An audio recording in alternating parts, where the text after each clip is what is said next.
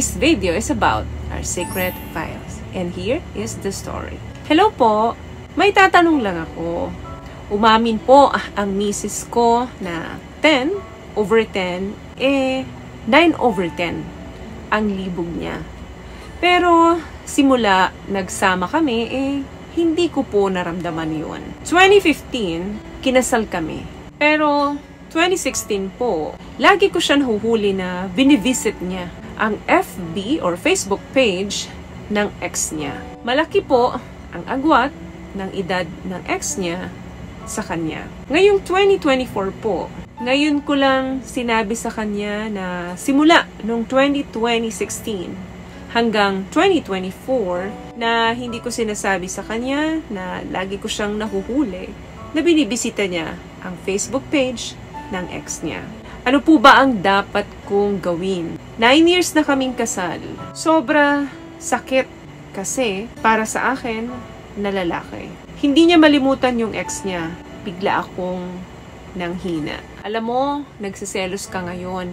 Naguguluhan ka. Lahat yan ay valid. Ang emosyon na nararamdaman mo ngayon ay natural lamang na maramdaman mo. Matagal mo na itong tinago na naguguluhan ang isip mo. Kaya sigurado ako na malalim na rin yung tampo mo at sakit na nararamdaman mo. Doon sa mga nadidiscover mo sa kanya na madalas niyang binibisita ang Facebook page ng kanyang ex-boyfriend. Lagi kong sinasabi sa mga video natin na tanging bukas na usapan lamang ang solusyon para mapag-usapan o masolusyonan ng mga problema ng mag-asawa. Dapat una pa lang na may nadiskubre kayong ganito sa mga partner ninyo, pag-usapan nyo agad ng mahinahon. Kailangan na pag-usapan ito ng walang panghusga or bahid ng pag-iisip na hindi maganda sa mga partner ninyo dahil kayo rin ang maapektuhan nito. What I love about this product, itong No More Dark Secret ng K-Skin, bukod sa may advanced whitening na siya na kung saan pwede niyang matulungan na pumuti yung mga singit-singit mo, moisturizing, meron siyang anti-irritation, antibacterial, maintain healthy pH level. Hindi lang pambabae, meron din po tayong pang lalaki. Dapat hindi mo na ito pinatagal ng ilang taon na nagdusa ka, no? Na naguguluhan ang isip mo doon sa mga nangyayari. Kausapin mo siya nang nandun pa rin ang pagmamahal at respeto. Walang sigawan o anuman. Kailangan kondisyonin mo ang sarili mo na hindi ka magagalit para makuha mo ang sagot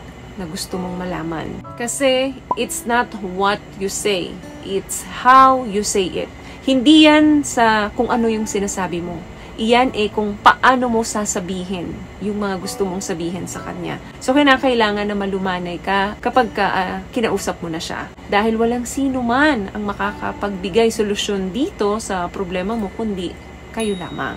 Ipaalam mo sa kanya na hindi ka komportable, hindi ka masaya sa tuwing nakikita mo na binibisita niya ang Facebook page ng ex niya. Kahit naman siguro sino, kahit ako, nakita ko na yung partner ko binibisita palagi ang Facebook page ng ex niya o kahit sino mang babae, no? Magtatanong ako sa isip ko kung ano yung purpose ng pagbisita niya dito. Pero kung ako tatanungin ko talaga siya actual kung bakit madalas kong nakikita na binibisita niya. Sa pamamagitan ng usapang maayos, lahat yan matatapos. Lahat yan maaayos. Mas laliman mo pa ang pakikipag-communicate sa kanya para makuha mo yung sagot na totoo magmula sa kanya. Importante na maging honest ka sa nararamdaman mo. So, always communicate effectively. Maliit na problema, lumalaki yan kapag hindi na pag-uusapan. Kasi kapag hindi tayo nakikipag-communicate ng maayos sa mga partner natin, nagkakaroon tayo ng mga illusion. Nagkakaroon tayo ng overthinking na nagli-lead sa anxiety or minsan mauwi pa yan sa depression. Maraming problema ang masusolusyonan sa pagsasama ng mag-asawa kapag laging bukas ang communication ninyo sa isa't isa.